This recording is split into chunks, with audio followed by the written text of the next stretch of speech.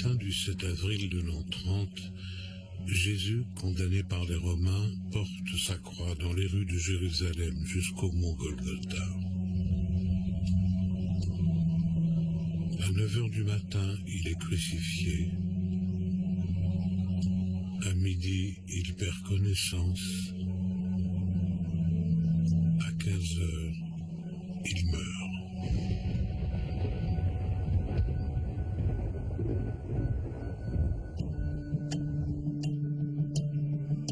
C'est cette histoire que l'on se remémore à l'évocation de Jésus et de sa crucifixion, symbole majeur de la religion chrétienne.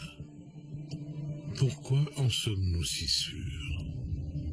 Parce que cette histoire est décrite dans les évangiles canoniques, c'est-à-dire officiels de l'Église, mais nulle part ailleurs. Alors si un autre livre, un autre évangile affirmait le contraire, pourquoi devrait-on croire l'un plus que l'autre? Et un autre ouvrage existe. Un livre remettant en cause la crucifixion, la résurrection et la nature divine même de Jésus. Ce manuscrit se nomme l'Évangile de Barnabé.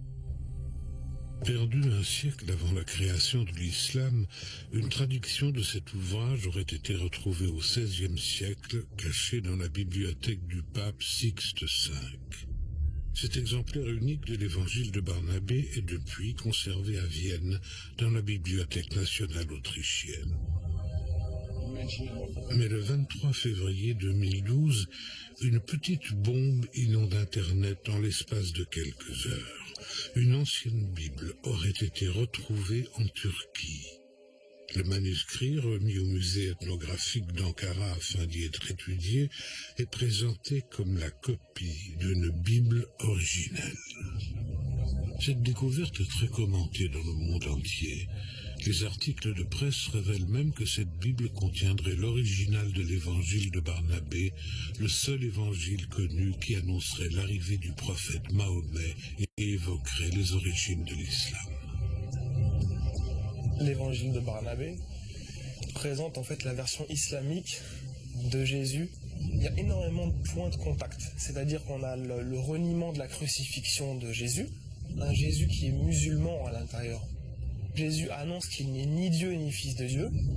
On nous présente un texte qui prouverait l'annonce du prophète Mohammed.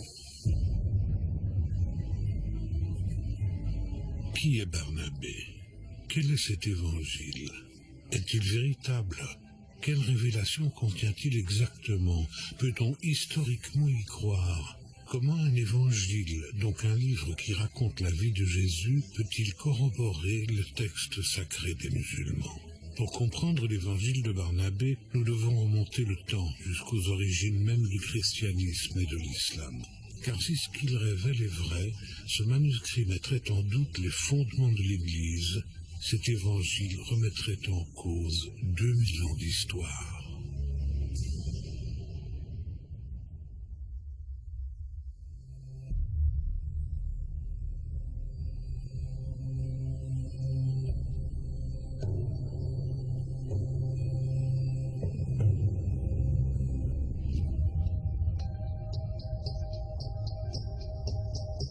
En 2012, une Bible ancienne est découverte en Turquie.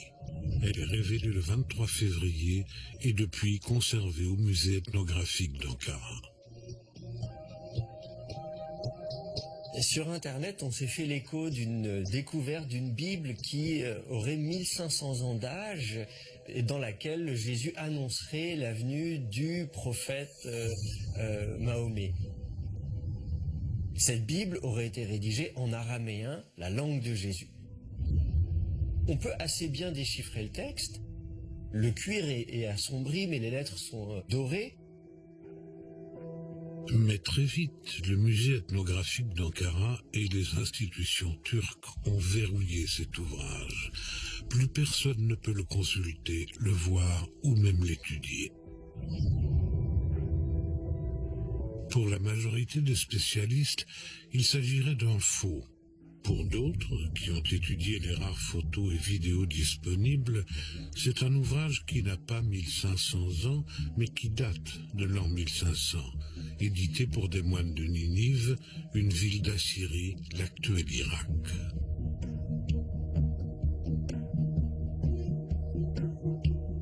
La Turquie avait déjà fait parler d'elle dans les années précédentes. Il y a à peu près une trentaine d'années, en 1986, la Turquie a dit avoir retrouvé l'évangile de Barnabé. Sauf qu'après quelques investigations, il s'est avéré que c'était une Bible syriaque tout à fait standard. Donc rien à voir avec la découverte de l'évangile de Barnabé. En 2012, c'est le même scénario qui arrive. C'est-à-dire qu'on nous présente un texte qui a été retrouvé comme étant en langue donc araméenne, et comme étant l'évangile de Barnabé.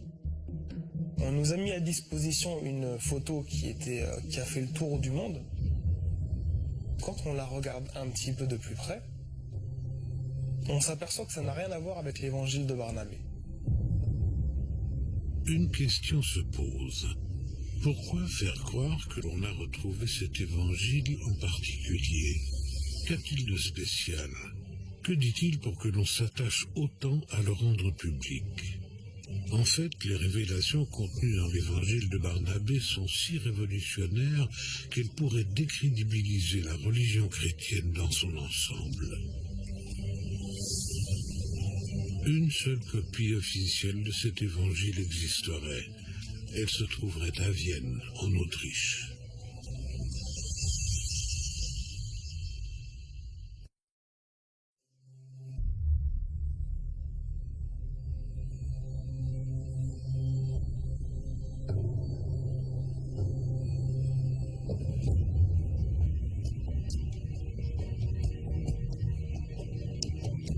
Vienne, Bibliothèque nationale autrichienne. C'est dans ce lieu que le seul exemplaire connu de l'évangile de Barnabé est conservé et protégé. Le manuscrit est détenu dans une salle spéciale, avec une atmosphère, un taux d'humidité et une température particulière, le tout contrôlé par ordinateur. Qui était Barnabé?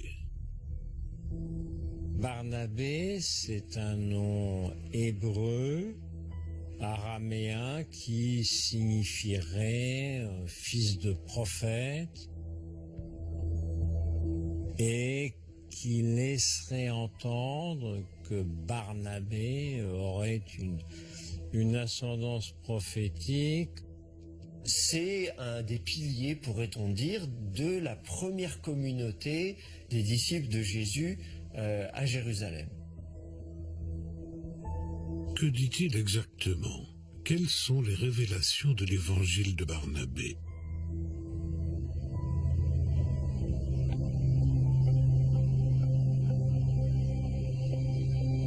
Il nie la crucifixion de Jésus et précise que Judas est à sa place sur la croix. Il nie Jésus comme Messie et dit que Jésus annoncerait l'arrivée du Messie en la personne de Mahomet. Enfin, il nie la divinité de Jésus car il rejette la Trinité. Dieu est unique et ne peut être divisé en trois. Cette dernière révélation est la plus catastrophique pour le Vatican et pour l'Église tout entière. Tout le christianisme s'est construit autour de la mort, la résurrection et donc la divinité de Jésus. Pour comprendre ce scandale, nous devons remonter le temps et nous familiariser avec l'histoire telle qu'on la connaît ou telle qu'on nous l'a apprise.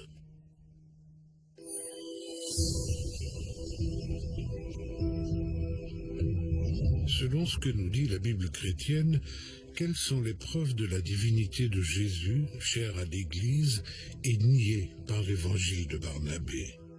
Tout commence en l'an 30 de notre ère. Dans ces écrits de la Bible, on nous raconte le récit de la crucifixion de Jésus. Cette crucifixion prend place au sommet d'un mont qu'on appelle le Golgotha. Jésus est là, accroché sur ce bois, cloué ou ligoté, et entre deux brigands, c'est ce qu'on nous raconte. Et là, il va mourir.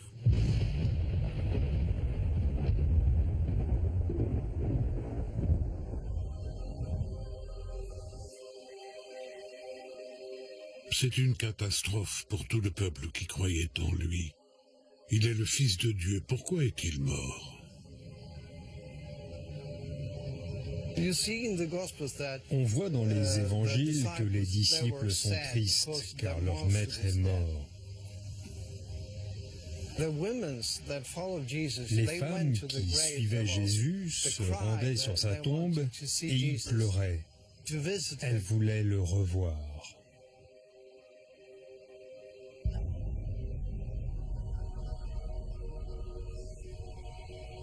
Et Jésus revint à la vie 3 jours plus tard.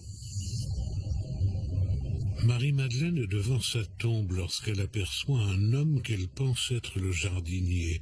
Mais il s'agit de Jésus, et il va lui demander d'annoncer sa résurrection. Pour les chrétiens, l'essentiel, c'est que Jésus est mort et ressuscité le 3e jour. Si Jésus est ramené à la vie par Dieu, cela prouve que Dieu est le Créateur, qu'il est souverain sur la vie et la mort. Et s'il est venu parmi les hommes, c'est pour apporter son amour. La divinité de Dieu implique son humanité. Parce que justement, un Dieu qui renonce à ses privilèges divins pour devenir un humain, non pas simplement dans un but de communication, mais pour montrer que la divinité de Dieu, c'est son humanité, sa force d'amour, sa capacité à s'auto-donner, à n'exister que pour se donner. Selon la Bible, Jésus est donc plus qu'un prophète. Il est le Messie. Le terme Messie, en tout cas pour Jésus, c'est le fait qu'il soit le sauveur de l'humanité. En tout cas, pour commencer par Israël et ensuite aux autres nations. Et que son sauvetage a été prévu par Dieu, qu'il a été envoyé. Un prophète, c'est quelqu'un qui littéralement va être un porte-parole. Il vient apporter un message. Un messie, c'est à la base quelqu'un qui est oint. C'est le sens même étymologique, quelqu'un qui a reçu une onction, on verse de l'huile sur lui, c'est le symbole d'une élection, d'un choix. On peut oindre un roi, un prophète, un prêtre, et donc c'est quelqu'un qui est choisi pour une fonction particulière. C'est l'envoyé divin par excellence. Et c'est pour ça que s'il peut y avoir plusieurs prophètes, dans la foi chrétienne, il y a un seul Messie, qui se traduit par Christos en grec. Le mot Christ, c'est le Christ, c'est Jésus. Jésus vient sur terre rassembler les enfants de Dieu dispersés. L'éloignement de Dieu incite à se prendre pour Dieu quelque part, va inciter à l'orgueil, va inciter à l'autosuffisance, va inciter à ne pas avoir besoin des autres. Car le salut de l'homme vient de la mort et de la résurrection. Jésus est mort pour racheter les péchés du monde, en gros. Il devient un exemple à suivre, un modèle dont il faudra apprendre tous les enseignements. Le témoignage qu'on a, c'est effectivement un témoignage centré sur l'acte de Jésus qui donne sa vie pour sauver l'humanité. Et c'est ça le message central du christianisme. S'il n'y a pas mort et résurrection, il n'y a pas de christianisme. Cette crucifixion de Jésus est très vite devenue un événement majeur constitutif de la foi chrétienne. La façon dont Jésus est mort et la raison pour laquelle il a été mis à mort sont aussi importantes dans la Bible que sa mort elle-même. Jésus a été crucifié ce 7 avril de l'an 30. on ne survit pas à une crucifixion. On n'en réchappe pas, c'est clair. Donc la crucifixion, ça veut dire, pour les chrétiens, Jésus est mort. Alors pourquoi crucifier Jésus ? La crucifixion, c'est un supplice assez courant chez les Romains. Alors c'est vrai que c'est pas un supplice très agréable. On pouvait espérer mieux. Vous voyez, quelqu'un comme l'apôtre Paul, par exemple, lui, on va le traiter dignement. Il est citoyen romain, il va être emprisonné, il va être bien traité, il va être bien nourri. Jésus n'a pas droit à un tel traitement de faveur. Il se retrouve crucifié comme on le faisait avec des voleurs, des brigands. Jésus était devenu gênant pour les Romains et pour le pouvoir religieux juif. Jésus n'est pas considéré comme quelqu'un qui fait partie de la haute société, comme quelqu'un qui pourrait revendiquer une citoyenneté romaine. En plus de ça, dans les évangiles, on dit qu'il se prétend être le roi des Judéens. Donc le fait de le crucifier, c'est de montrer très clairement qu'il ne fait pas partie des gens qui méritent un traitement de faveur. Il fallait l'humilier en place publique. Dans la tradition romaine, accrocher le corps au regard des passants, d'une part, c'est humilier le condamné et après donner l'exemple. Son corps, il est décomposé sous le soleil, il meurt calmement. Alors donc c'est une souffrance. D'habitude, quand on fait du mal, on va rendre le mal par le mal, et le mal se répand, et le mal va engluer l'humanité entière. Sur la croix, Jésus pardonne à ceux qui l'assassinent, il stoppe le mal. C'est pour ça qu'on dit que Jésus sauve le monde sur la croix. Ces événements ont été constitutifs de la religion chrétienne car un nouveau dogme va séparer définitivement le judaïsme et la chrétienté, la Trinité, justement ce que réfute l'évangile de Barnabé. Quelle est la définition de la Trinité ? Depuis Abraham, la religion juive ne croyait qu'en un Dieu unique. Un Dieu tout-puissant, un peu inaccessible, un peu majestueux, qui pourrait passer son temps à surveiller les humains. Un Dieu méchant, un Dieu qui punirait. Mais lorsque le Fils de Dieu, Jésus, pardonne à ses bourreaux et qu'il revient à la vie 3 jours après, il prouve sa propre divinité, mais aussi son amour pour les hommes. Il est donc le Père, le Dieu créateur. Dieu veut se révéler à nous et nous crée pour nous faire partager sa vie. Il est aussi le Fils de Dieu, Jésus, le rassembleur, le messager. Depuis la venue de Jésus, Dieu qui devient un homme, Dieu crée une fraternité avec chaque être humain. Et il est le Saint-Esprit, c'est-à-dire le souffle de Dieu qui inspire les hommes de bien, les prophètes. Dieu est en chacun des humains chaque fois qu'on fait un acte d'amour, un acte de générosité, un acte de gratuité, un acte de don de soi. C'est là la source de tous les conflits judéo-chrétiens.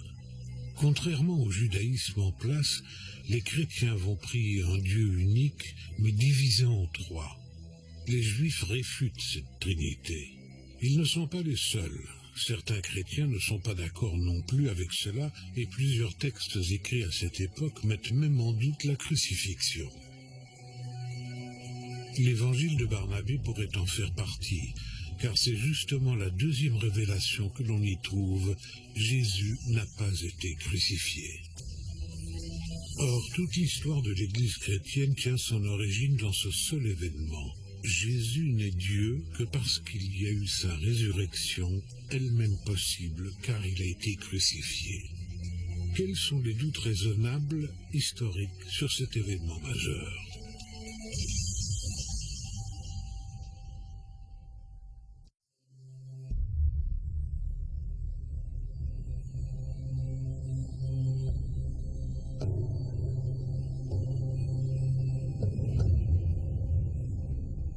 Historiquement et religieusement, l'épisode de la crucifixion est relaté dans les textes écrits à cette époque par les apôtres, les disciples et les fidèles de Jésus.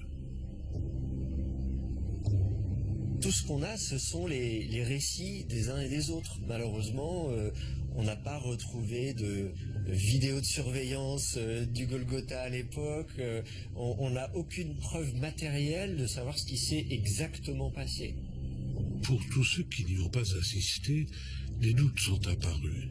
Quand on lit les révélations de l'évangile de Barnabé, on découvre qu'à travers l'histoire, ils n'ont jamais été levés en 2000 ans et avaient été soulevés dès les premiers siècles de notre ère. Ce récit, la crucifixion, il est contesté, y compris dans des écrits chrétiens de l'Antiquité.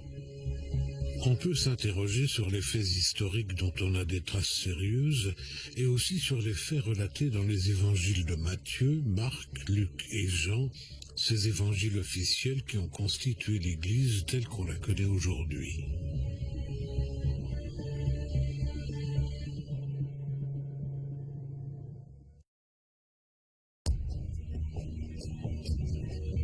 Historiquement tout d'abord, voyons ce que l'on sait du supplice de la crucifixion. Jésus aurait été cloué sur une croix en bois. Est-ce possible? Il y a deux questions que l'on doit se poser. Qu'est-ce que le mot crucifixion signifie pour nous aujourd'hui? La crucifixion est ce qui est arrivé à Jésus. Mais qu'est-ce que le mot crucifixion signifiait à l'époque de Jésus? Ça, c'est une autre question. Dans l'Antiquité, ce mot n'existait pas. Pourtant, il y avait un grand nombre de châtiments différents. Empalement, pendaison, des supplices dans les arbres, sur un mur, avec des chevaux. Le point commun entre tous ces supplices était la suspension du condamné. On suspendait les corps, mais tous ces supplices avaient le même nom. Donc, si on veut étudier uniquement un type précis de châtiment, un gros problème va se poser. Et dans la Bible, le texte est très vague. Un seul mot en grec, stavro.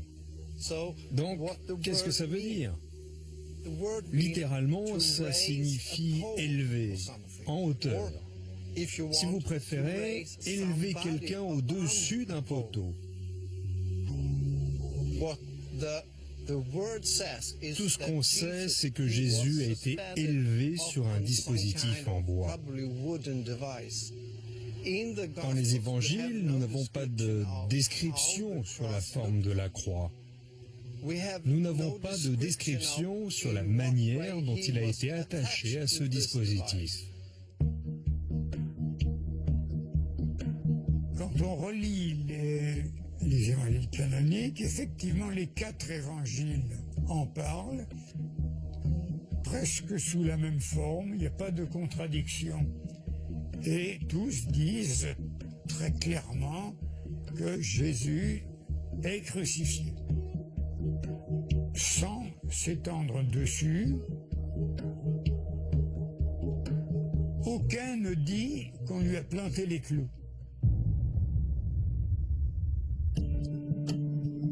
Historiquement, est-ce que la crucifixion était courante?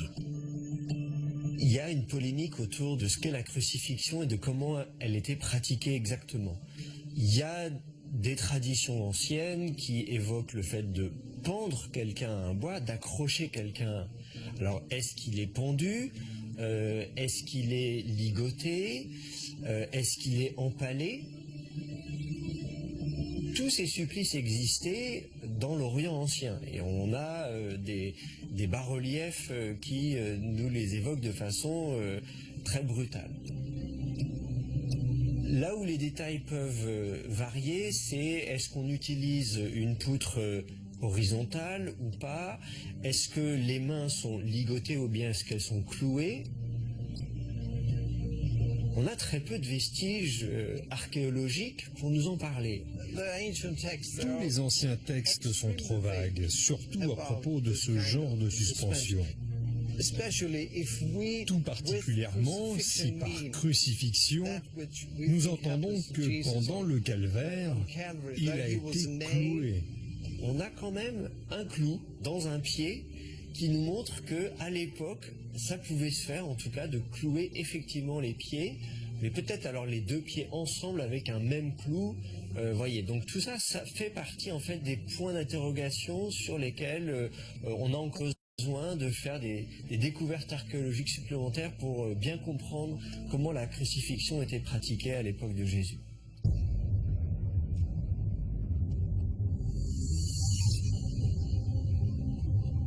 Il est clair que la crucifixion a existé, mais il est difficile de prouver celle de Jésus. L'évangile de Barnabé peut donc dire vrai. L'ouvrage est même très précis. Selon lui, ce n'est pas Jésus qui était sur la croix, mais Judas. Là encore, impossible à démontrer. Pourtant, un fait pourrait aller dans ce sens. Beaucoup de textes chrétiens des premiers siècles de notre ère parlent d'un autre homme qui aurait pu être crucifié à la place de Jésus. Le nom d'un homme est même cité, Simon de Cyrène. Dans les premiers écrits chrétiens, on trouve des textes parfois ambigus sur la façon dont la crucifixion se déroule, sur l'intervention d'un certain Simon de Cyrène qui aide Jésus à porter sa croix. Simon de Cyrène, il apparaît tout à fait fortuitement dans les évangiles comme quelqu'un originaire de Cyrène, qui est une ville qui était importante à cette époque-là, dans l'actuelle Libye. Dans la Bible chrétienne, Simon de Cyrène intervient de manière curieuse. Alors que Jésus porte sa croix dans les rues de Jérusalem, les Romains ordonnent à ce Simon d'aider Jésus. Il rentre du champ et puis qu'on réquisitionne, il n'y a pas d'autre terme, pour porter la croix de Jésus parce qu'il est affaibli par les épreuves qu'il a déjà. Il est né à Cyrène, pourquoi on le retrouve à Jérusalem et dont on ne sait pas d'où il sort. Dans les évangiles, les micro-événements ne sont pas évoqués, sauf s'ils ont de l'importance. La présence de cet homme qui sort de nulle part et à qui on ordonne de porter cette croix est assez étrange. Et d'ailleurs, on peut se poser la question, si c'est lui qui a porté sa croix, est-ce que peut-être ça aurait été lui qui aurait été crucifié?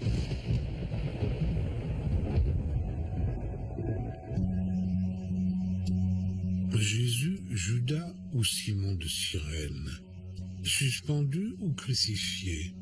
Tous ces doutes sont justifiés puisqu'il n'existe qu'un seul et unique témoignage reconnu, la Bible chrétienne. Il y avait quand même des témoins à cette époque, toute la ville de Jérusalem, et la transmission orale est aussi un point que l'on doit prendre en compte. On imagine mal tout un lot de croyants suivre ce personnage de Jésus, plutôt ce que les apôtres vont en dire, si c'est pas passé quelque chose. Il a dû se passer quelque chose. Les détails, on les connaît pas, mais vraisemblablement, on peut penser qu'il a dû se passer quelque chose. Paul dit à un moment donné, mais plus de 500 personnes l'ont vu ressusciter. Autre élément qui prouverait la véracité de la crucifixion de Jésus, la mauvaise image que ce supplice donnait au christianisme naissant. Les apôtres devaient parler de la mort et de la résurrection du Christ lorsqu'ils propageaient la parole et les enseignements de Jésus. Or, ce supplice était réservé aux voleurs, aux brigands, aux menteurs. Lorsque un chrétien, un apôtre ou un disciple arrivait dans une ville de la diaspora, et qu'il expliquait que le fondateur de cette nouvelle religion avait été crucifié, les gens devaient avoir un recul, parce que la crucifixion, pour eux, ils avaient vu combien c'était horrible, infamant. Il fallait avoir fauté lourdement contre la loi pour être crucifié. Donc, c'était un mauvais point. C'était les gens disant, bon, ben, s'il a été crucifié, tu peux aller ailleurs en parler de ton Jésus. On n'y croit pas. Il fallait argumenter. La crucifixion était peu engageante pour prêcher les enseignements de Jésus. Pourquoi l'aurait-on inventé? Si les apôtres avaient pu s'en dispenser d'évoquer la crucifixion, ils l'auraient certainement fait.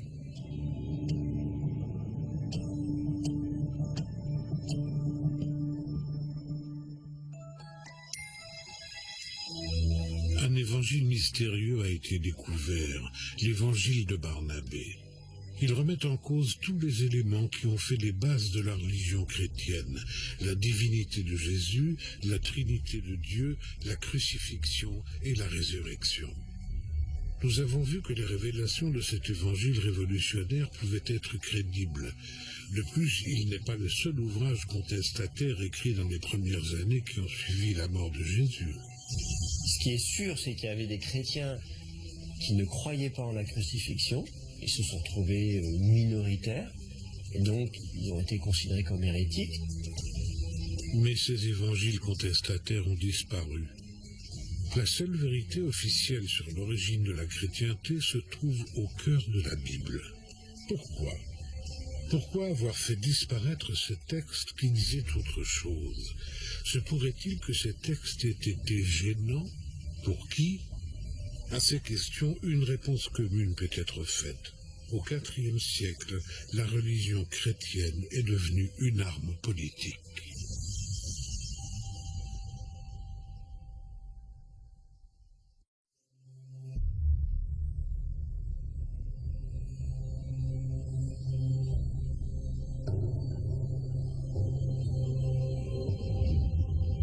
Pour bien saisir le caractère révolutionnaire des évangiles non officiels comme celui de Barnabé, nous devons comprendre comment ils ont été mis à l'écart, voire détruits.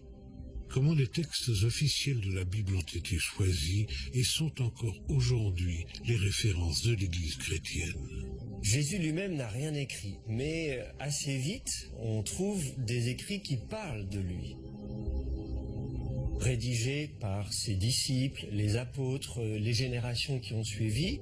À la fin du 1er siècle, les premiers disciples, ceux qui ont côtoyé Jésus, ont commencé à mourir. Pour les nouvelles générations de chrétiens qui naissaient, il fallait garder une trace de la vie et des enseignements de Jésus. Les chrétiens ont pris la décision d'écrire pour se souvenir. Vraisemblablement, dès la fin du 1er siècle, on commence déjà à raconter les histoires de la vie de Jésus. C'est ce qu'on appelle les évangiles. Au début, les chrétiens étaient de petits groupes d'hommes installés autour de villages de la Méditerranée. De très nombreux évangiles ont été écrits par ces différents groupes dans les premiers siècles de notre ère. Chaque groupe vivait sa foi avec ses propres textes. Il y a la personnalité des fondateurs qui est très forte. Chacun disait, Paul disait, mon évangile. Donc chacun prêchait le message de Jésus tel qu'il l'avait reçu et tel qu'il le vivait. Il y avait des façons d'être différentes en Église. Leur point commun était Jésus et les apôtres qui venaient prêcher auprès de la parole du Christ.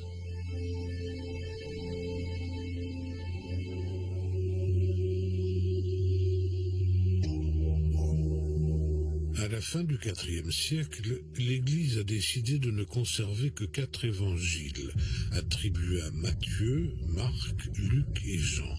Ces évangiles sont devenus canoniques, c'est-à-dire officiels.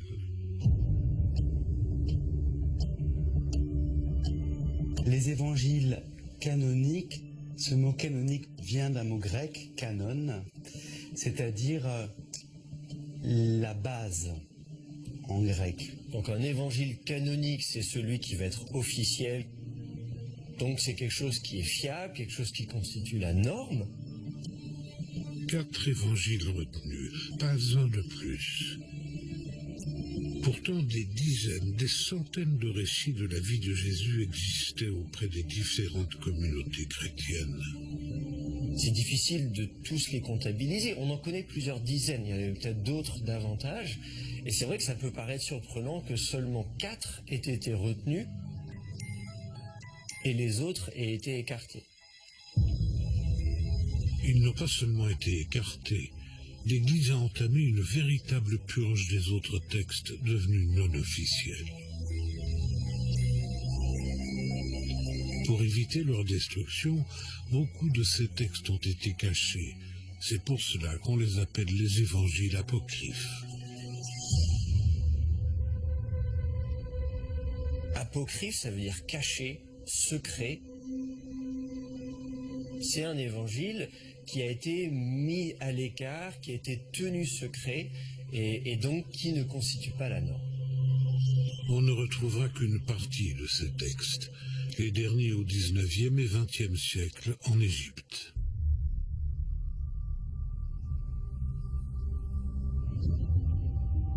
À Nagabadi, en Égypte, on a découvert notamment un lot de plusieurs évangiles gnostiques.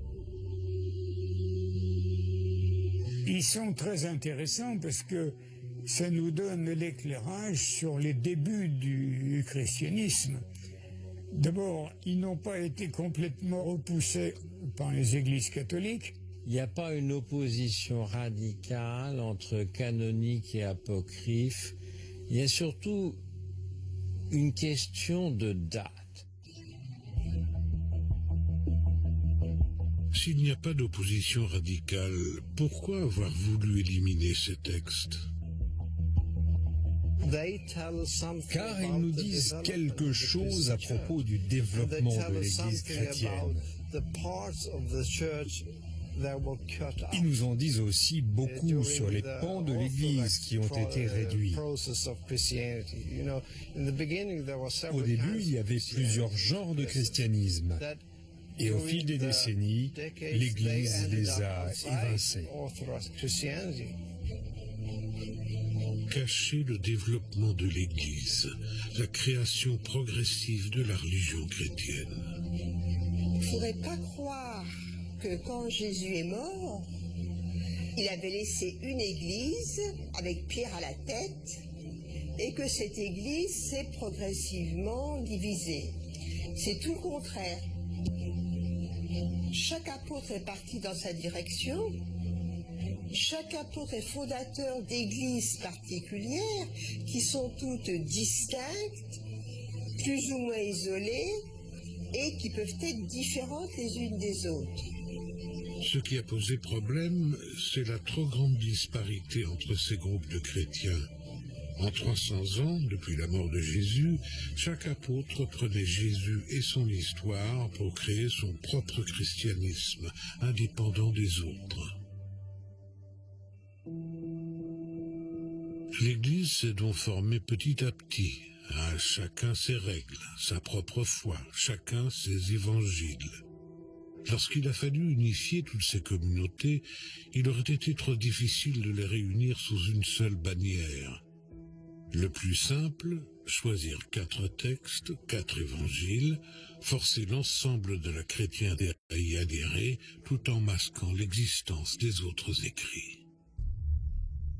Tout au long de l'histoire du christianisme, on entend parler de plein de groupes, des hérésies, comme on les appelle, puisque c'est écrit par l'Église catholique ou par l'Église officielle. Et on a retrouvé 0 écrit, alors qu'on a des témoignages. Et la question qui se pose est qui ? Qui a pu prendre cette décision d'unifier de force toutes ces communautés ? Rappelons que depuis la disparition de Jésus, tous les chrétiens étaient persécutés par l'Empire romain en place. Comment cette sélection a pu être possible ?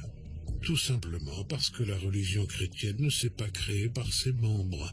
Tout simplement parce que cette religion est devenue une arme politique, une arme de rassemblement massif.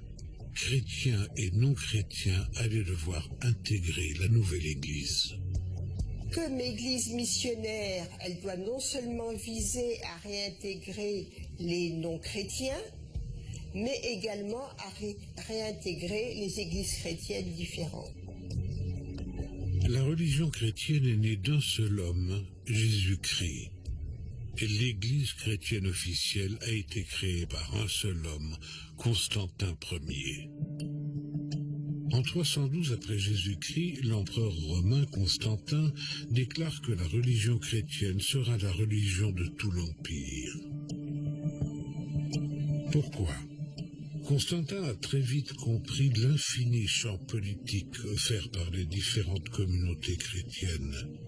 Le pouvoir divin que lui conférait une autorité religieuse pourrait rassembler et fédérer tout l'Empire romain.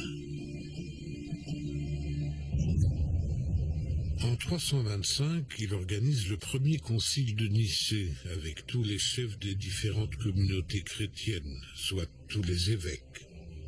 Constantin officialise une religion unique, l'Église chrétienne. Toutes les communautés ont dû accepter, se résigner. Ceux qui croyaient en d'autres textes ont été persécutés. L'évangile de Barnabé aurait pu faire partie de ces textes interdits, car il réfute le contenu des textes anciens, la sélection arbitraire, née sous l'impulsion de Constantin, l'empereur tout-puissant. On sait qu'il y avait toute une littérature. Tous ces évangiles-là, ils ont disparu parce que l'histoire est écrite par les vainqueurs.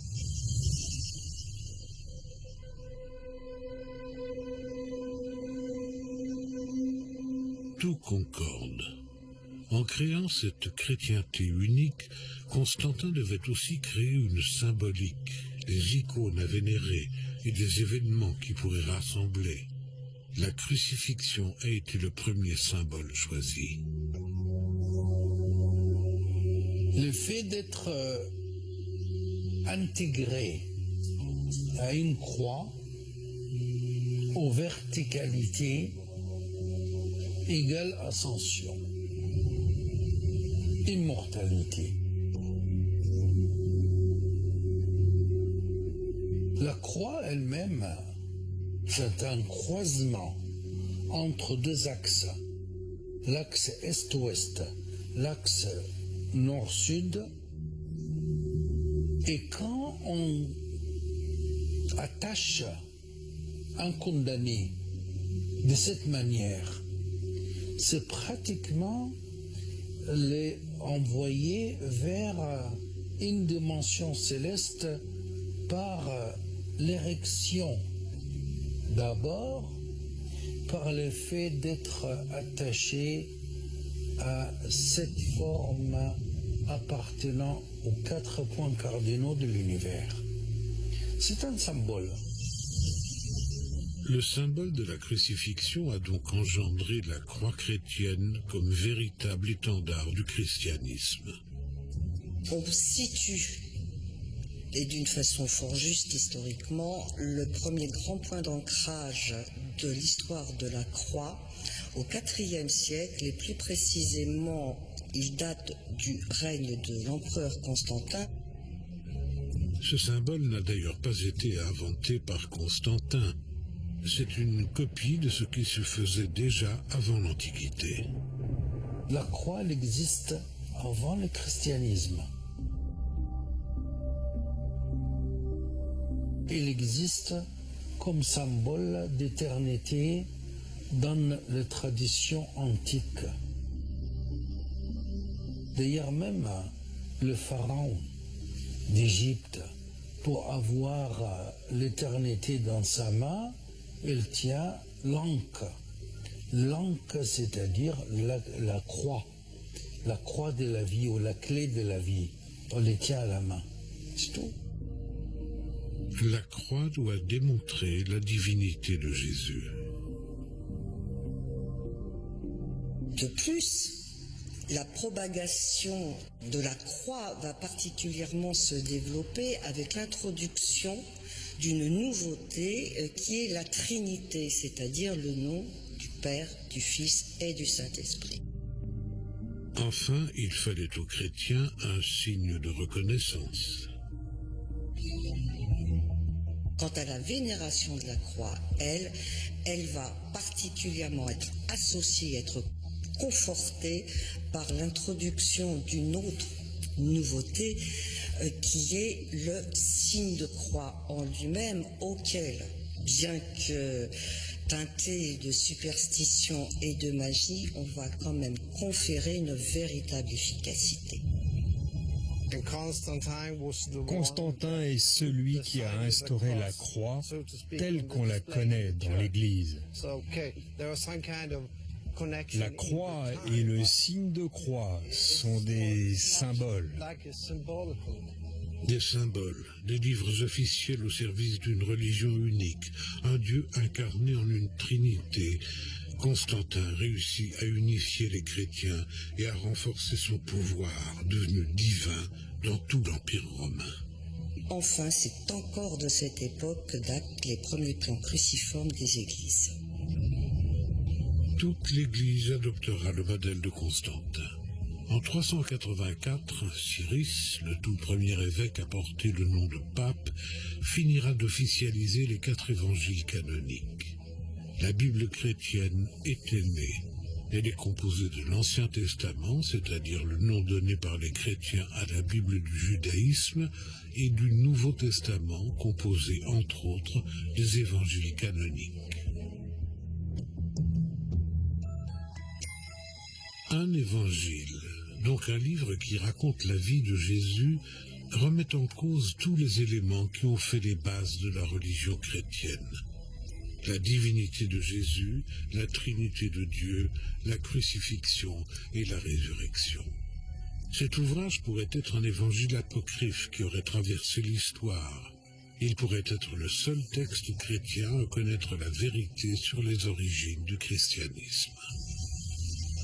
Se pourrait-il que l'évangile de Barnabé ait survécu à la purge de l'Église et de Constantin? Se pourrait-il que cet évangile ait été écrit par des communautés chrétiennes des premiers siècles? Il est temps d'étudier cet ouvrage. Qui est Barnabé? A-t-il écrit cet évangile? Quelle est sa crédibilité? Enfin, étudions sa dernière révélation. Jésus a-t-il véritablement annoncé la création de l'islam et l'arrivée du Messie, Mahomet?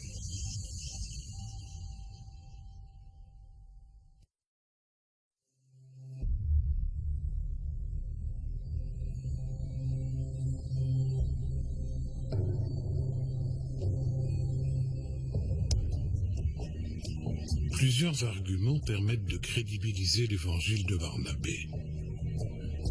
D'abord, il y a tous ces doutes concernant la crucifixion, la résurrection et la Trinité, surtout dans le rang chrétien. Les évangiles apocryphes qui pouvaient l'évoquer ont été détruits au IVe siècle, mais certains ont refait surface. Cet évangile de Barnabé pourrait en être un. Ensuite, un autre livre saint reprend ces mêmes arguments, le Coran. Si 2 livres de 2 religions différentes évoquent les mêmes faits, on peut légitimement s'y intéresser. Mais le manuscrit de Vienne est-il authentique? Pour le savoir, intéressons-nous au personnage de Barnabé. Aurait-il pu écrire cet évangile? Dans le Nouveau Testament, on entend parler pour la première fois de Barnabé dans le livre des Actes des Apôtres. Ce Barnabé aurait possédé un champ et il aurait vendu ce champ pour partager le produit de la vente entre tous les chrétiens. Et c'est un croyant à Jérusalem qui vend ses propriétés et reverse l'argent pour financer le ministère des apôtres.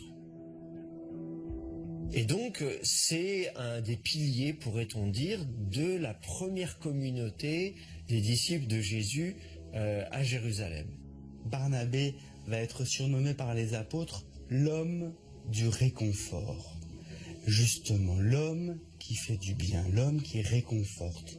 C'est lui qui va accueillir un certain Saul de Tarse qui arrive à Jérusalem. Ce Saul, c'est celui qu'on appellera plus tard l'apôtre Paul. Ils vont commencer à collaborer ensemble, aller annoncer l'évangile. Ils vont même s'établir à Antioche. Et on va même dire que c'est à Antioche que pour la première fois, les disciples de Jésus sont appelés des chrétiens.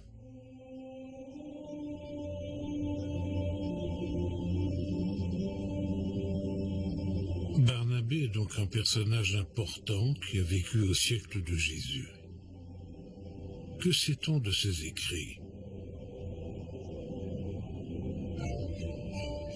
Ce Barnabé, on n'en parle guère plus dans les livres canoniques.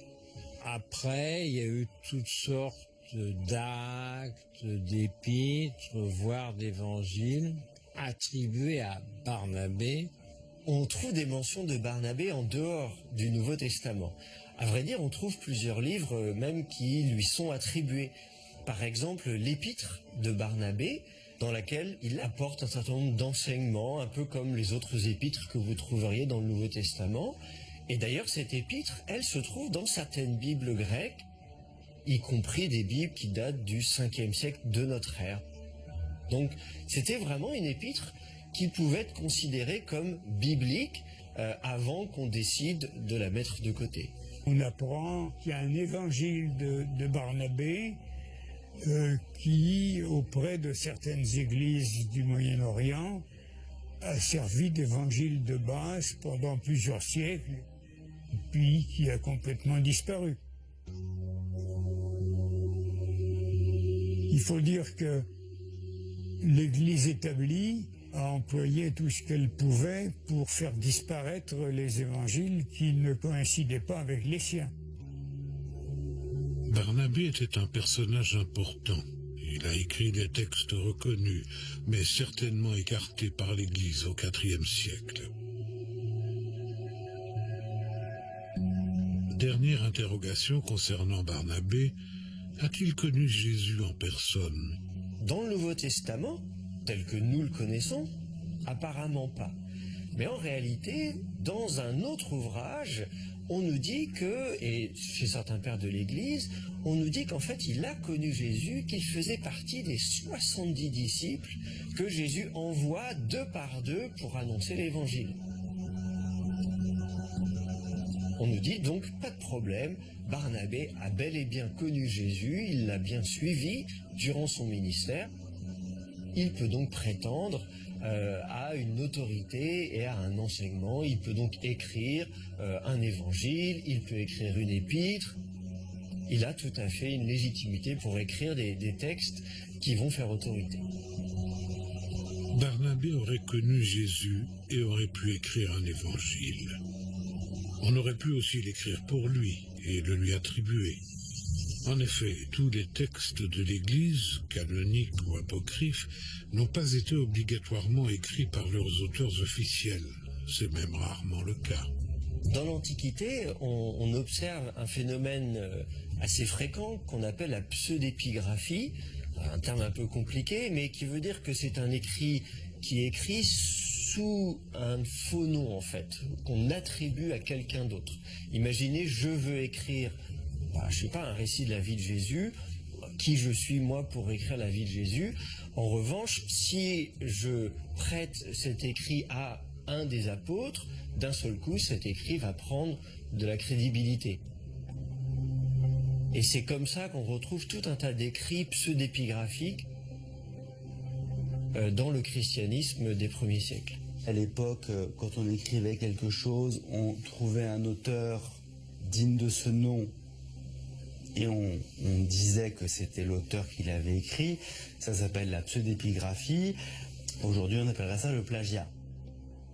Des textes attribués à des apôtres, mais écrits par d'autres.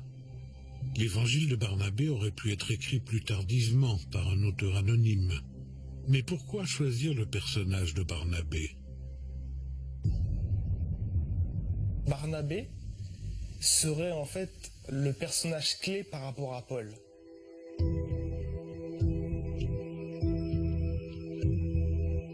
Pourquoi? Parce que le Nouveau Testament nous rapporte une querelle qui a existé entre eux. Il y a eu le groupe qui s'est scindé en deux. On a Paul qui est parti avec Silas d'un côté et on a Barnabé qui est parti avec Jean-Marc de l'autre côté. Donc le mobile de l'auteur peut être très intéressant si on le prend de cet axe-là. Barnabé, selon le Nouveau Testament, se serait marginalisé. Cela peut effectivement renforcer la crédibilité des révélations contenues dans ce manuscrit.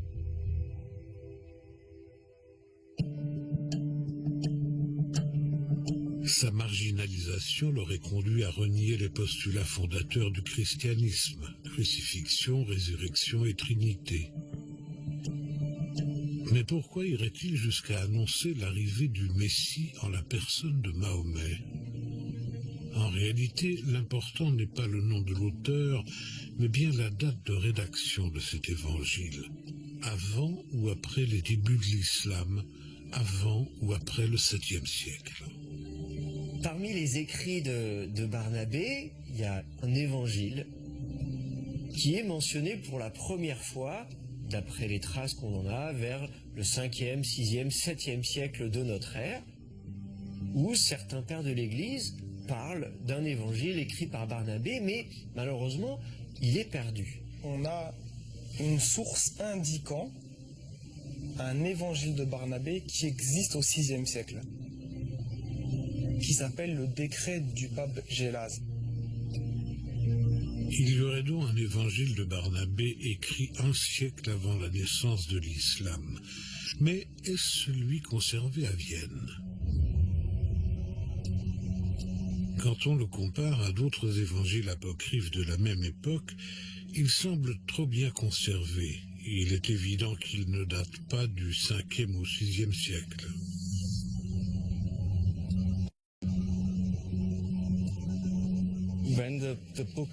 Quand le livre est arrivé à la bibliothèque, des experts l'ont étudié et en ont fait une description précise.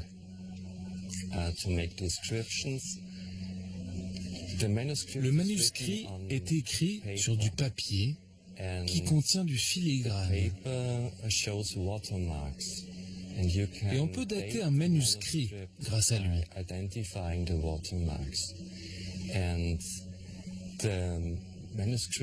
Les filigranes sont fragmentés à cause de la petitesse du livre, mais toutes les parties qui ont pu être identifiées prouvent une datation qui remonte à la deuxième partie du XVIe siècle.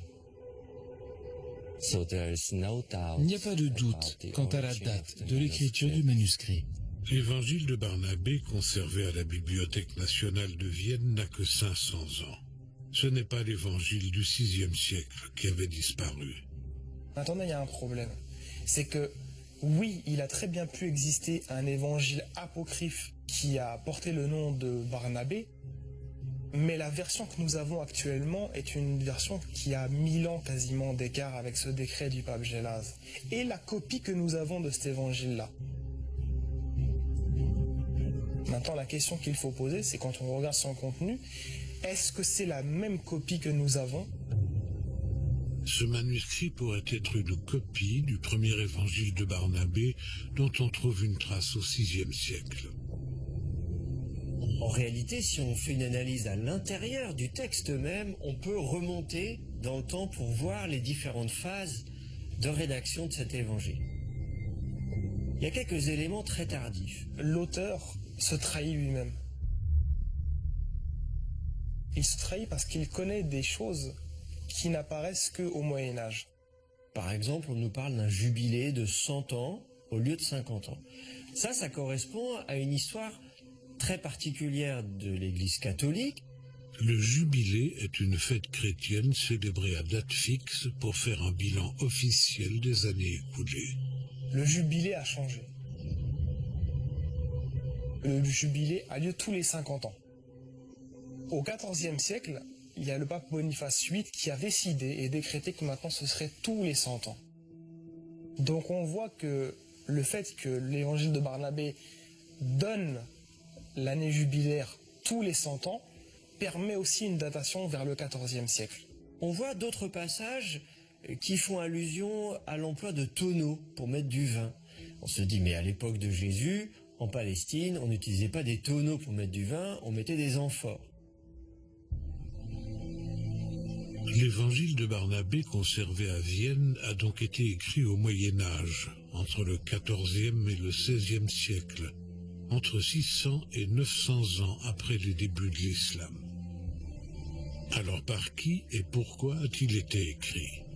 Ce sont les deux dernières questions en suspens.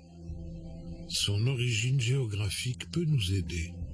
Le texte est écrit en italien et selon certains experts, les caractéristiques du dialecte utilisé permettent d'attribuer son écriture à un scribe qui vivait à Venise.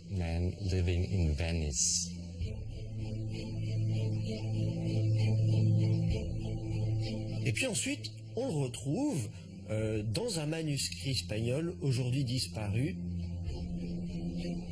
qui daterait du XVIe siècle de notre ère.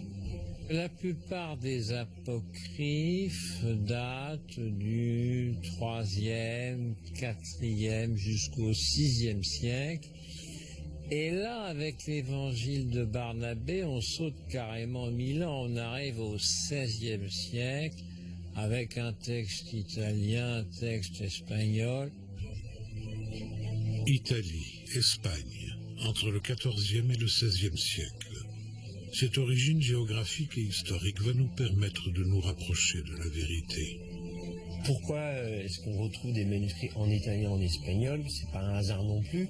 Manifestement, il s'agit de textes qui ont été rédigés sous une influence musulmane.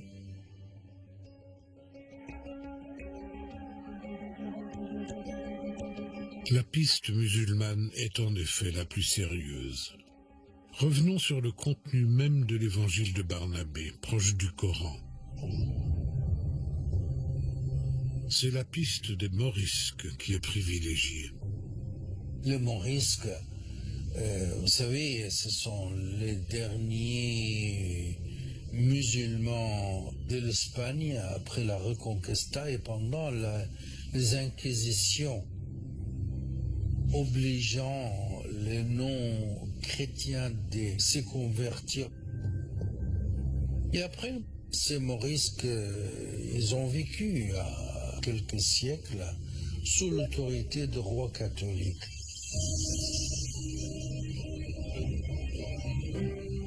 Depuis le 8e siècle, une grande partie de l'Espagne est sous domination musulmane.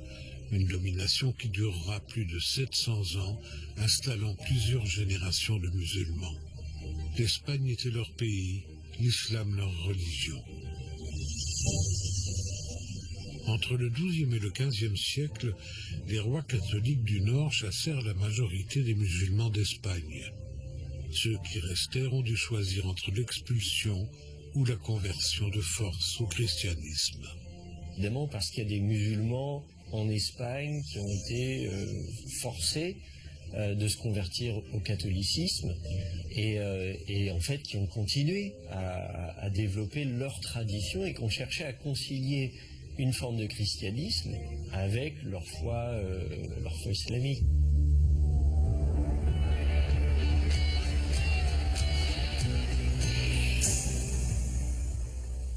Aujourd'hui, Mini voit grand.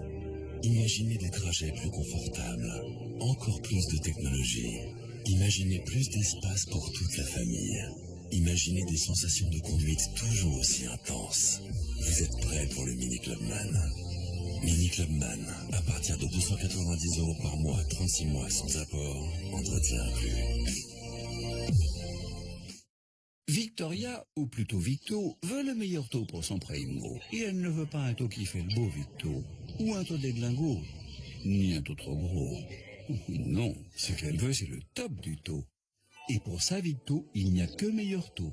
Et sur meilleurtaux.com, Victo a trouvé son crédit auto et son assurance en cas d'accro.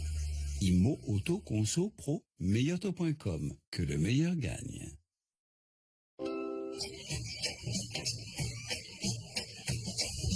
Clap your hands and just swing out walk. And just swing out walk. Rock a little bit, beat it up, make it everybody's happy when you're doing the job. Nouveau Shuffle Cats, téléchargez maintenant.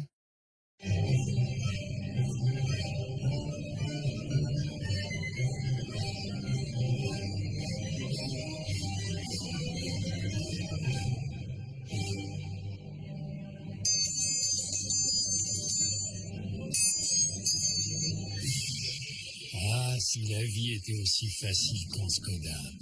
Skoda Octavia Combi, avec système de détection de fatigue. À partir de 199 € par mois, avec entretien, garantie et assistance inclus pendant 3 ans. Skoda, passez en mode facile.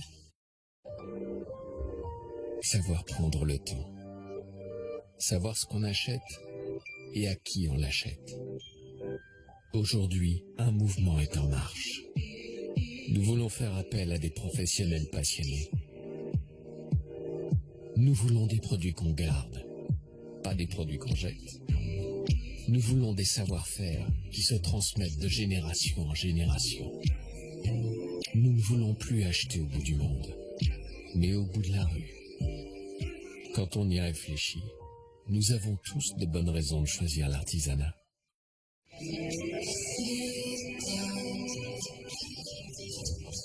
We are essential.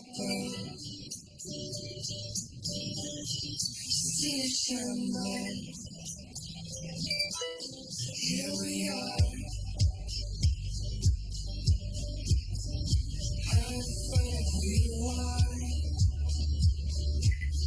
Stars everywhere.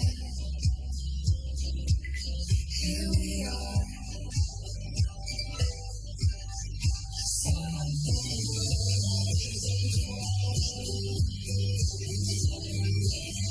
Nouvelle Citroën C3 avec Connected Cam Citroën, unique parce que vous l'êtes.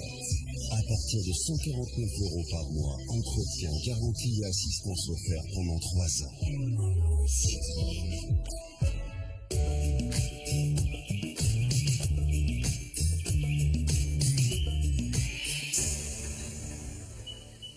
Et chez vous, c'est qui le chef? Mais c'est moi le chef. Et l'instant câlin, c'est quand? J'aime pas ça. T'adores ça. Matin, midi et soir. Est-ce qui vous fait toujours plaisir? Je sais. Oh, mais ça c'est facile. Kinder Chocolat, un cœur en est tendre, nappé de bon chocolat Kinder. Kinder Chocolat, quelque chose de délicieux entre nous. Pour créer le Doblo Cargo, nous nous sommes inspirés de vous. 3 places avant modulables, une insonorisation optimale et un système radio Bluetooth Uconnect avec GPS intégré, des suspensions arrière Comfort B-Link et des nouvelles motorisations EcoJet à consommation réduite jusqu'à 12%. Doblo Cargo, aussi professionnel que vous. En ce moment, Fiat Doblo Cargo Pack USB Clean est à seulement 10 600 € hors taxe. Osleku Power Nacho, terriblement croustillant. Ça va faire du bruit chez KFC. Power Nacho et son paquet de Doritos offerts. KFC. Ceux qui utilisent QuickBooks ont plus d'enfants. Avec QuickBooks, j'ai une vision claire de mon entreprise et je gagne du temps. L'envoi, le suivi et la relance des factures en ligne, c'est plus rapide. Et puis, c'est directement connecté à ma banque. Avec la trésorerie automatisée, c'est du temps économisé. C'est si simple que ça fait aussi gagner du temps à mon expert comptable. Alors, je peux passer plus de temps avec ma famille. Gagner du temps avec QuickBooks. la solution de gestion choisie par plus d'1,5 million d'entrepreneurs dans le monde. 50% de réduction jusqu'au 15 novembre. Pour quelle recette Lind Création allez-vous craquer aujourd'hui? Création caramel à la pointe de sel? Création coulis de chocolat? Création rocher lait? Ou bien encore création crème brûlée? Lind Création par les maîtres chocolatiers suisses. Classe votre voiture. Merci. Vous la contrôlez avec votre portable? Non. Et elle prévient les secours en cas d'accident, non? Vous ne pouviez pas vous offrir une Opel? Opel Astra, avec Opel OnStar comprenant appli pour smartphone, service d'assistance automatique en cas d'accident et assistant personnel. L'Opel Astra, élue voiture de l'année 2016, est à partir de 219 € par mois, entretien compris. Elle bouscule vraiment les codes du luxe. Vous avez remarqué comme cette femme est connectée? Elle regarde des vidéos sur son téléphone et pourtant elle va au cinéma toutes les semaines. Elle a une bibliothèque dans la poche et pourtant elle peut faire 50 km pour une dédicace.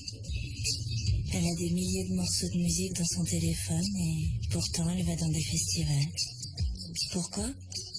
Parce que comme tout le monde, elle a besoin de rencontrer, de partager, échanger. Au Crédit Agricole, le digital ne signifie pas la fin de l'humain. Crédit Agricole, toute une banque pour vous. Craquez pour une nouvelle expérience chocolat avec Lind Création les frappés. Citron, menthe ou coco, meilleur frappé.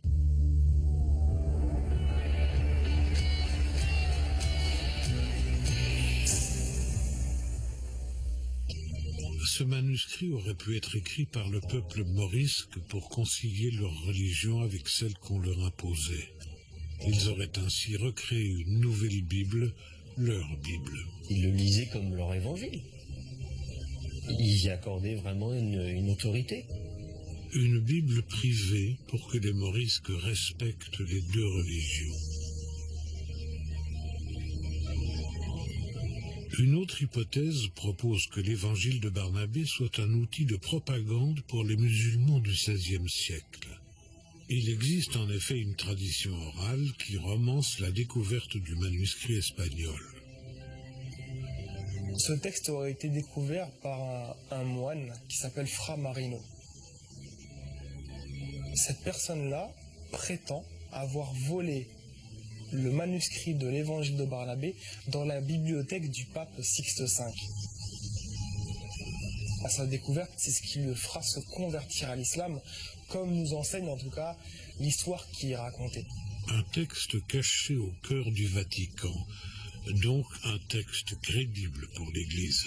On voit en fait quand on reprend l'histoire complète que c'est un mythe, c'est un mensonge, et c'est une histoire qui a été faite spécialement pour montrer que cet ouvrage avait du crédit auprès des chrétiens et qu'ils l'ont caché. Afin que les chrétiens se questionnent sur leur propre histoire et se convertissent à l'islam.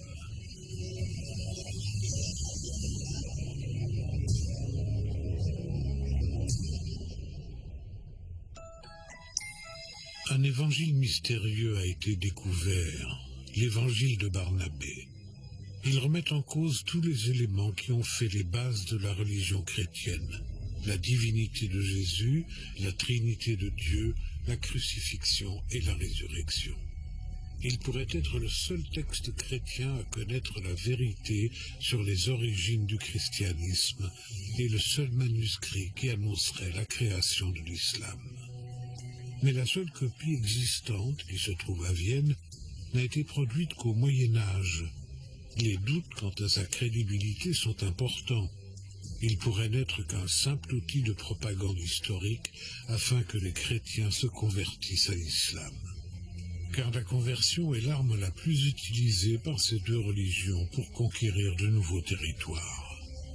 6 siècles séparent la création du christianisme et de l'islam, et pourtant elles se sont retrouvées lors de guerres, de conquêtes, de massacres, avec des conversions forcées à la clé. Mais la conversion volontaire, par conviction, est plus forte. Et au cours des siècles, ce manuscrit appelé Évangile de Barnabé pourrait correspondre à un outil de propagande islamique.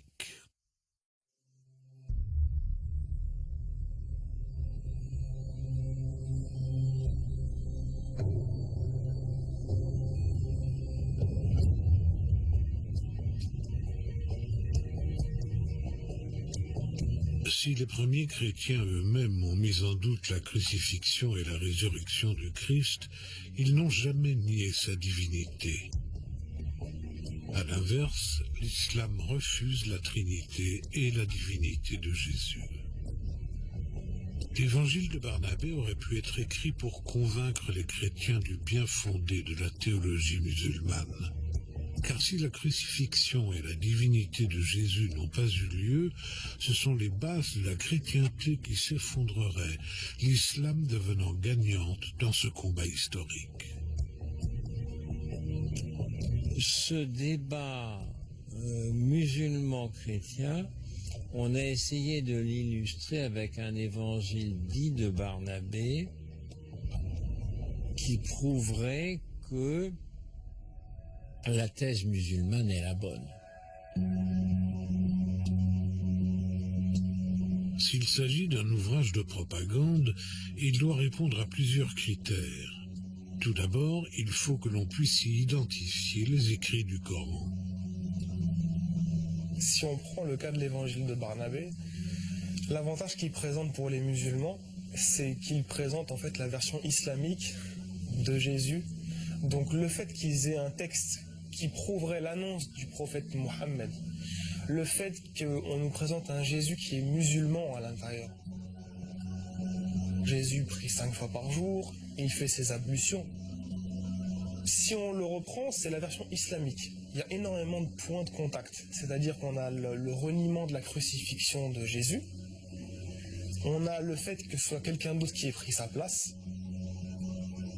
on a le fait que Jésus annonce qu'il n'est ni Dieu ni fils de Dieu.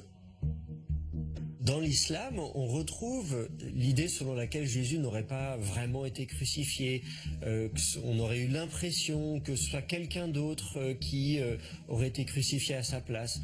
Et bien sûr, ensuite, Jésus monte au ciel. Mais ça, à peu près tout le monde est d'accord pour le dire, l'ascension de Jésus, tout le monde y croit. Pour appuyer une propagande, il faut que les points de désaccord se retrouvent au milieu de points d'accord. Dans le cas présent, Jésus est rappelé par Dieu, tout le monde le reconnaît, et l'évangile de Barnabé le prend à son compte. Ensuite, la propagande compare les deux argumentations et révèle une divergence. Comment est mort Jésus? C'est le premier point de discorde entre chrétiens et musulmans.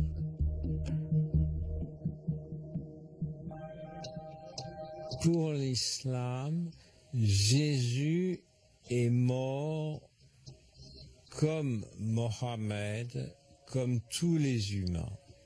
Dire qu'il est mort puis ressuscité, c'est lui donner des pouvoirs divins qu'il n'a pas, car ça en fait un deuxième Dieu.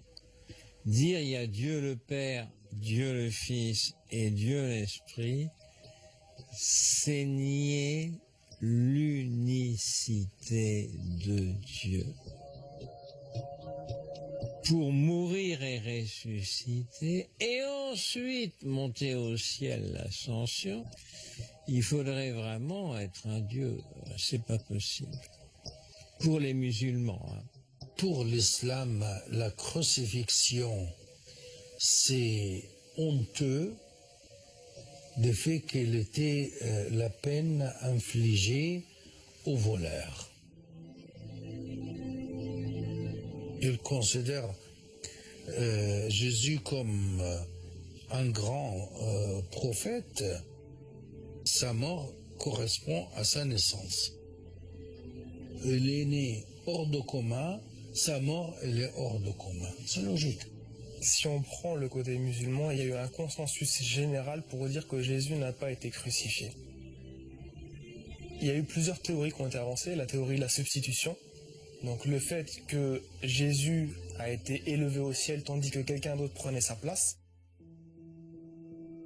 Il y a un texte dans le Coran qui nous dit que Jésus n'a pas été ni tué ni crucifié. Nos frères musulmans ont une telle admiration de la transcendance de Dieu, de la hauteur de Dieu, de la majesté de Dieu, que pour eux il est impensable que Dieu puisse mourir sur une croix. L'évangile de Barnabé insiste sur ce point, car si Jésus n'est pas crucifié, il n'est pas mort, et sa résurrection n'a pas eu lieu. Jésus n'est pas Dieu, donc la religion du Christ n'a pas lieu d'être. Un point d'accord entre les deux religions est cependant mis en avant dans le texte. Jésus est un prophète. C'est un prophète important qui est né de Marie, conçu par le Saint-Esprit. Le Coran estime que la conception de Jésus est miraculeuse, que cette naissance a été annoncée par l'ange Gabriel, le fort de Dieu, c'est-à-dire le même ange qui va annoncer le Coran à Mohammed. Pour l'islam, Jésus, c'est un être hors de commun. L'islam reconnaît l'esprit divin qui a traversé le corps de la Vierge Marie pour la conception et la naissance de l'enfant Jésus, et son parcours est marqué par des miracles. Impossible de comparer le parcours de Christ au parcours des autres, même le prophète Mahomet.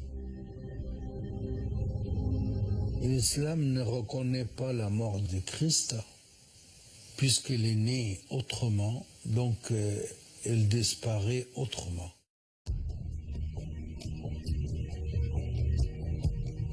Si on considère l'évangile de Barnabé comme un outil de propagande afin que les chrétiens se convertissent à l'islam, on voit bien qu'il insiste sur le point de désaccord le plus important. Jésus n'est pas Dieu. La Trinité, le Père, le Fils et le Saint-Esprit, défendus par les chrétiens, n'est pas envisageable pour les musulmans. La Trinité chrétienne, elle est rejetée et par le judaïsme et par l'islam. C'est le point de divergence même. Le réel problème qu'il y a de divergence, c'est cette histoire de divinité de Jésus, qui n'est pas reconnue par les musulmans. Jésus n'était pas vraiment fils de Dieu et que par conséquent, Jésus était un homme tout à fait exceptionnel, l'avant-dernier prophète avant Mohammed, mais qu'il n'était pas l'une des trois personnes de la Trinité.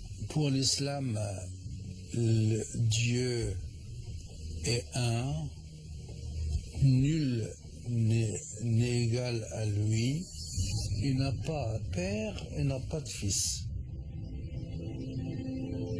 Cet évangile de Barnabé, retrouvé et conservé à Vienne, ressemble beaucoup à un outil de propagande musulmane du XVIe siècle.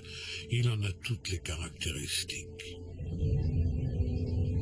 Pour appuyer cette probable manipulation, il faut que la date de rédaction rende crédibles les révélations. Le manuscrit doit avoir été écrit au VIe siècle. Si on prend l'origine de l'évangile de Barnabé, il faut être clair, il a existé avant l'islam. On date la création de l'islam au 7e siècle, en l'année 622. Si les manuscrits espagnols ou italiens sont des copies de cet évangile du 6e siècle, alors ce qu'ils révèlent a une portée historique. Mais ce manuscrit originel ayant totalement disparu, le débat est sans fin, et l'évangile de Barnabé restera un simple outil de propagande. Une certitude cependant, il a été rédigé par un ou plusieurs musulmans. À 99%, vous allez forcément déduire que c'est un musulman qui a écrit ce texte-là. La personne a l'air très très compétente. Il a l'air de maîtriser les sources islamiques.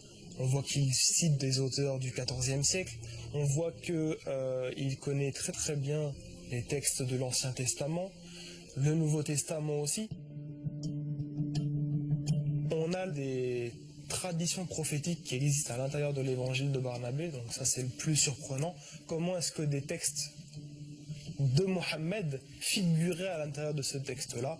Le fait que Adam récite l'attestation de foi lors de sa création et qu'il reconnaisse Mohammed a été créé avant lui, ça c'est un texte qui est islamique.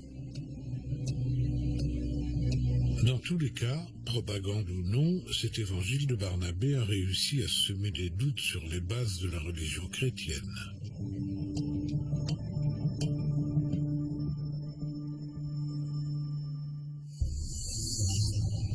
Définitivement, notre enquête prouve que ces manuscrits espagnols, italiens, n'ont rien à voir ni avec Barnabé, ni même avec l'évangile que l'on dit rédigé au VIe siècle.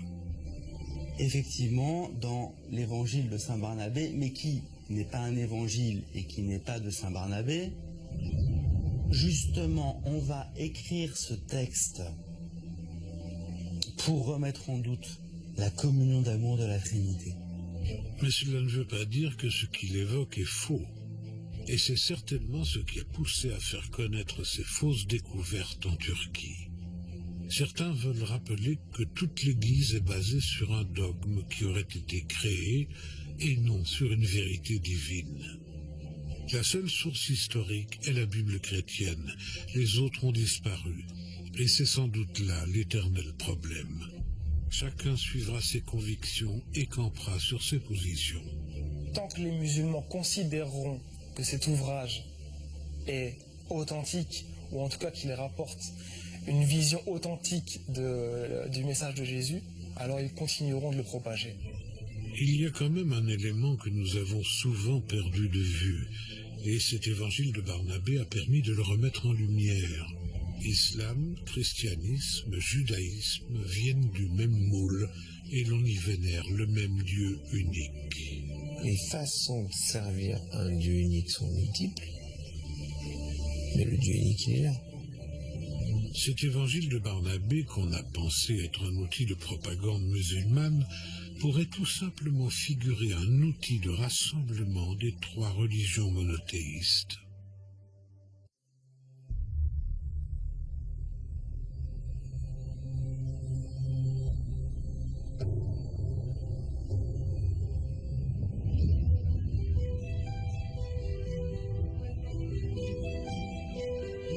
Que nous raconte finalement l'évangile de Barnabé, conservé ici à Vienne, ou encore les manuscrits espagnols et turcs? Pourquoi les érudits qui connaissaient leur religion et leurs histoires ont décidé d'écrire cet évangile? Peut-être pour influencer des croyants, mais peut-être aussi pour les rassembler. Ça reste toujours un indice de la volonté humaine d'amener un texte de conciliation. Autrement dit, ces textes, qu'il existe ou non, qu'il soit la fabrication d'un théologien ou non, il paraît utile comme remède des tensions pour aller contre la divergence. Ce livre pourrait être une association du Coran et de la Bible. Je dirais une tentative de syncrétisme, c'est-à-dire essayer de marier ensemble la foi chrétienne et la foi musulmane. C'est quand même difficile. Il ne s'agit pas de rapprocher des religions, il s'agit de rappeler que ces religions étaient proches au départ. On peut rallier beaucoup de gens jusqu'à l'arrestation de Jésus, à condition de mettre à part sa conception miraculeuse. Aujourd'hui, le regard moderne, c'est de voir trois religions distinctes, judaïsme, christianisme et islam. En fait, ce sont des branches d'une même religion qui, à un moment donné, se sont séparées parce qu'ils étaient en désaccord. Il y a beaucoup plus de points communs que de points de divergence.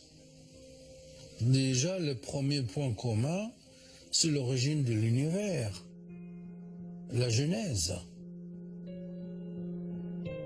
Et les trois religions sont d'accord sur le rôle de l'être humain. Rendre un hommage continu au Créateur. Beaucoup de points communs, mais ceci n'est pas étonnant. Aujourd'hui, on a l'impression que le judaïsme, le christianisme, l'islam sont des religions totalement différentes, bien distinctes les unes des autres. En fait, il n'en est rien. Elles ont un socle commun. Des découvertes comme celle de l'évangile de Barnabé nous rappellent en fait combien ces trois religions ont ce point commun. D'ailleurs, on les appelle régulièrement les religions abrahamiques. Le personnage d'Abraham est commun. Le monothéisme d'Abraham a engendré le judaïsme. Le judaïsme a vu naître Jésus, qui a engendré le christianisme. 6 siècles plus tard, le christianisme aurait pu engendrer l'islam. Ce qui est intéressant, c'est de voir à quel point le Coran, l'islam, en fait, est ancré dans des traditions chrétiennes préexistantes. La plupart des traditions qui concernent Jésus dans le Coran existaient avant la naissance de l'islam. Ce que le Coran fait, c'est simplement se faire l'écho et intégrer des traditions chrétiennes qui existaient à l'époque. L'islam, c'est vrai, est très syncrétiste et va réintégrer les religions avant lui, parce qu'il arrive le dernier. On comprend bien que plus on arrive après, plus on est informé et infusé de ce qui s'est passé avant.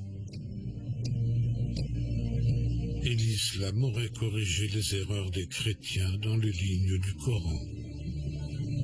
L'islam va revenir au socle de base qui est la religion abrahamique, qui est de croire en un seul Dieu, et va effacer en fait ce qu'il va considérer comme étant une innovation de la part du christianisme, qui est de dire que Jésus est Dieu et que ce n'est pas la foi abrahamique. L'influence judéo-chrétienne sur l'écriture du Coran n'est pas discutée. Il faut dire que Mohammed avait connu beaucoup de chrétiens dans son métier de caravanier, depuis la Perse jusqu'à l'Arabie, beaucoup de juifs aussi. On sait qu'il y a des juifs en Arabie. Et donc il est possible que le prophète Mahomet ait eu un contact avec ces juifs-là. Les juifs ne croyaient évidemment qu'en un Dieu unique, pas en Jésus, pas en Saint-Esprit. Et d'autre part, Mohammed avait rencontré des chrétiens qui remettaient en cause ce dogme de la Trinité, le Père, le Fils et l'Esprit. Un seul Dieu en 3 personnes, ça s'était remis en cause déjà. Un socle commun, une histoire commune, beaucoup de similitudes, mais trop de différences pour espérer un syncrétisme, c'est-à-dire un rapprochement des 3 religions. L'aspect des convergences, c'est ce qui permettra entre nous de passer le pont du refus de l'autre. Maintenant, il y aura toujours cet aspect de fond qui sera la divergence. Pourtant, l'évangile de Barnabé n'est pas le premier ouvrage évoquant un rapprochement, une synthèse, une harmonie des textes officiels. Cette idée de faire une harmonie, elle est née au 2e siècle de notre ère par un certain Tatien. qui rédige ce qu'on appelle le diatessaron. Ça veut dire qu'il prend les 4 évangiles, il n'en fait qu'un. Et ce diatessaron existait en syriaque, un dialecte araméen proche de la langue de Jésus, et en grec. N'est-ce pas un rêve que beaucoup de philosophes ont fait, harmoniser les textes pour vivre en paix? Les religions ont fait beaucoup de morts au cours de l'histoire. Elles ont malheureusement parfois été en opposition, il y a eu des guerres de religion. Étant donné que le Coran menace de l'enfer les gens qui croiraient que Jésus serait Dieu, ça pose un vrai problème de fond.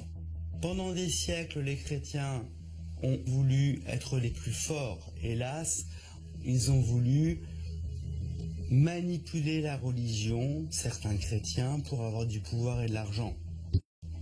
Et malheureusement, ça a atteint toutes les religions. Les religions divisent plus qu'elles unissent. Beaucoup plus. Et au sein d'une même religion, c'est encore pire. Les terroristes musulmans ont tué beaucoup plus de musulmans que de chrétiens. Les chrétiens ont tué beaucoup plus de chrétiens que de membres d'autres religions. Il n'y a qu'à voir les guerres au XVIe siècle, en Europe, la Saint-Barthélemy, etc. D'abord, on s'entretue entre coreligionnaires, ensuite on tue ceux des autres religions. C'est comme ça depuis plusieurs milliers d'années. Les Juifs ont refusé Jésus, ils ont refusé son message, l'évangile. Ils ont refusé le Coran, ils ont refusé Mohammed. De même, les chrétiens n'ont pas accepté Mohammed et le Coran. Et le judaïsme et l'islam sont d'accord contre le christianisme sur sa théologie. Le rassemblement des religions est impossible, malgré leur origine commune, mais le dialogue interreligieux est très largement souhaité. Parce que souvent, le vrai problème que nous avons, c'est que nous ne connaissons pas. Les musulmans ne connaissent pas ni les chrétiens ni les juifs, en tout cas dans leur pratique, ni dans leur foi réelle, si ce n'est ce qu'en dit par exemple le Coran. Mais inversement, c'est pareil. Les chrétiens souvent ne connaissent pas les musulmans ni leur foi réelle. Et pareil pour le judaïsme. Toutes les religions insistent beaucoup sur cette unification, cette rencontre avec d'autres croyants. Donc, tout ce qui peut justement nous aider à nous rapprocher entre croyants est très important. On ne peut pas ignorer la religion de l'autre. Comment faire pour vivre ensemble? Croire en un Dieu unique, quelle que soit la façon dont on l'honore, la liberté de culte, la liberté des hommes. Si on prend la base de la pyramide, ce côté-là est très éloigné de celui-là. Pourtant, les deux font référence à un être supérieur, ou tout en haut. Ils arrivent au même endroit. Mais effectivement, leur façon de les servir, ce Dieu suprême, elle est différente. Peu importe, c'est la perspective qu'on a. L'important, c'est que le but à atteindre soit le même, quelles que soient nos différences. Il y a des façons de percevoir l'implication de Dieu dans notre vie, dans le monde, qui sont pas différentes. C'est un Dieu unique.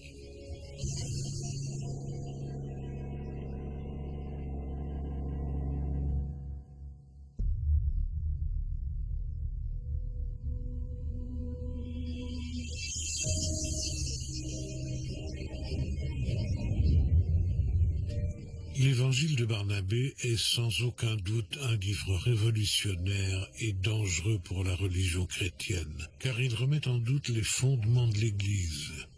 Jésus n'aurait pas été crucifié, il ne serait pas le Fils de Dieu, et il aurait annoncé l'arrivée de Mahomet.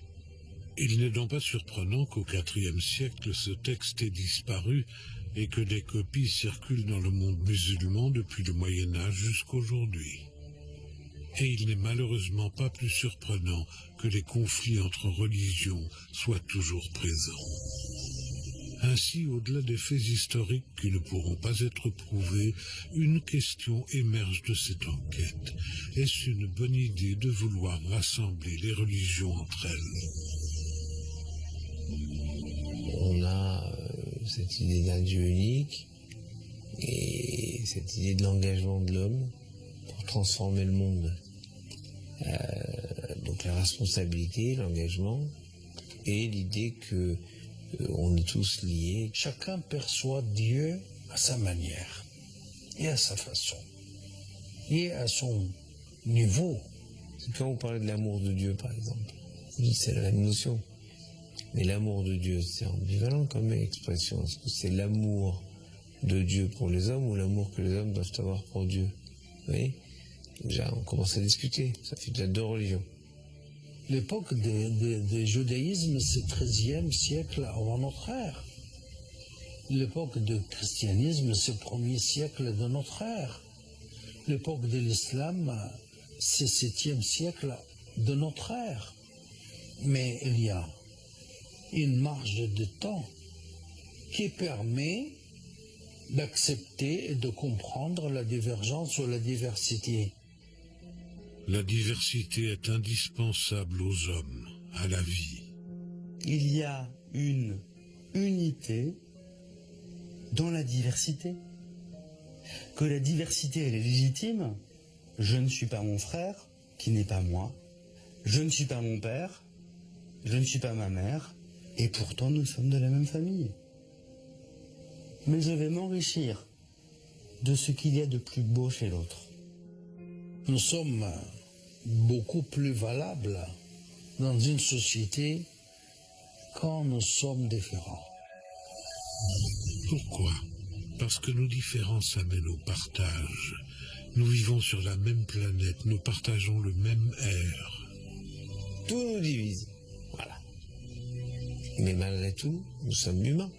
On va avoir 300 millions de différences. Et pourtant, nous sommes contemporains. On partage le temps. Et donc on partage un espace et on doit partager une aspiration commune, une espérance commune. Si seulement ce message était partagé par tous, peut-être accepterions-nous l'autre plus facilement. Mais aujourd'hui encore, les doutes et les contradictions sur le début du christianisme continuent de provoquer le débat. Et nul doute que l'on parlera encore pendant des décennies de l'évangile de Barnabé.